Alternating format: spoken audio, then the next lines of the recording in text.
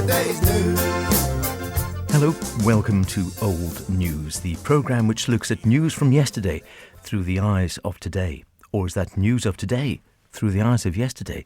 Take your pick. This week, jellyfish. Never that far from the news, one would seem, and certainly in the last week or so we've heard on Manx Radio News barrel and moon jellyfish seen on the island's beaches in large numbers recently. The type of jellyfish currently being spotted, we're told, not likely to sting. Jellyfish regular visitors, said the Manx Wildlife Trust, at this time of the year, and are expected to remain for a few weeks while plankton remains in the sea nearby. Well, I don't know whether it's a comfort or not, but the issue of jellyfish around the island seas has indeed been old news in the papers going back further than you might think. A quick look at the Ramsey Courier, Friday, March the 16th, 1934. Last week, a large number of jellyfish were washed up on the beach, in Ramsey one presumes. Some of these were of huge size and, of course, were of variegated hues. In 1935, the Mona's Herald reported a slightly alarming story under the banner headline, "Beware of the Jellyfish." Tuesday, August the 13th, this was 1935. Two local young ladies were the victims of an invasion of jellyfish on the Douglas foreshore yesterday. Miss Eunice Colgate, daughter of Mr. and Mrs. C.L. Colgate of Castle Street, and Miss Catherine Libsey, daughter of Mr. and Mrs. Libsey of the New Strand Inn, used to be a good pub that, didn't it, went to bathe near Broadway when Miss Libsey received a severe sting on the thigh, which has resulted in an extensive swelling. In an attempt to remove a jellyfish from her hand, Miss Colgate was stung on the cheek of the face, one hopes. Both young ladies had to receive immediate treatment at a nearby chemist's. We can go back further. The Ramsey Courier, Saturday, September the 6th, 1890, 130-odd years ago. The Dublin Express states that on Tuesday last, three young ladies resident at Sutton were enjoying a sea bathe when the attention of some gentlemen was attracted by a series of piercing shrieks from the group. One of the ladies appeared to be struggling with a large jellyfish, which the united efforts of the party could not shake off. Fortunately, however, a younger lady seized a stick which was on the shore and, dashing into the water, attacked the creature with it, beating it off and killing it.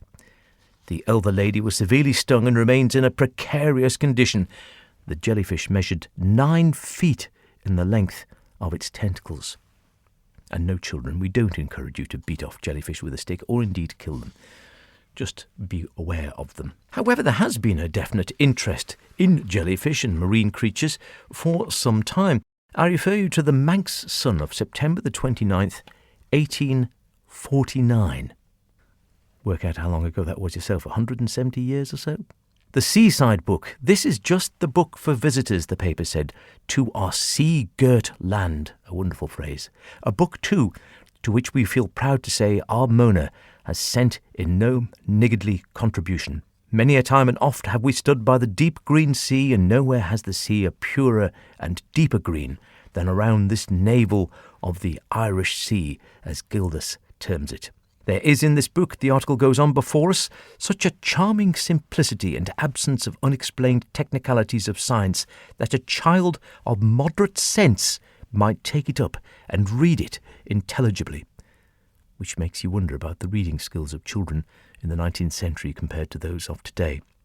The following extract will sufficiently illustrate our position and at the same time exhibit the highly religious tone which pervades the volume and makes it one which we may with great safety recommend to all classes of readers. It's taken from Chapter 1, page 14.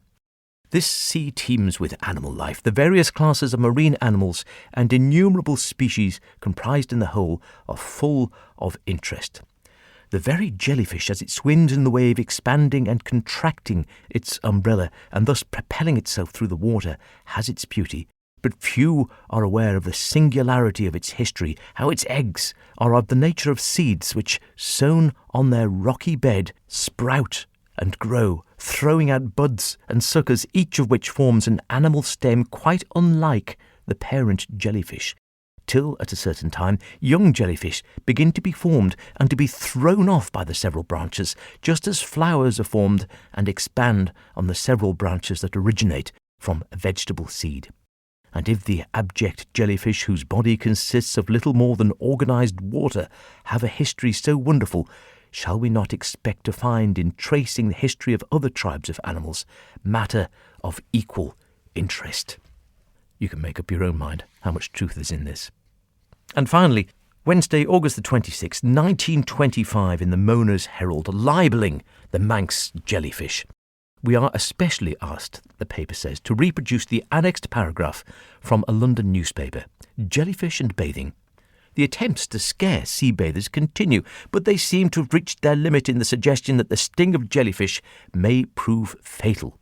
This notion comes from the Isle of Man, where, it is said, more than one death has occurred, presumably through the dye of new stockings entering the tiny wounds made by the sting. The first and most obvious moral for women is, do not wear stockings while bathing. The second is, if you insist on wearing stockings, do not wear cheap and badly dyed ones. The third is, take no notice whatever of the fudge talked about the supposed dangers of bathing. I think wise advice referenced the fudge and the stockings. Take your stockings off when you go swimming, ladies. It makes sense. And men. Jellyfish, fluoridation, horse trams. It's all old news. See you next week. Cheerio. You're gonna be yesterday's news.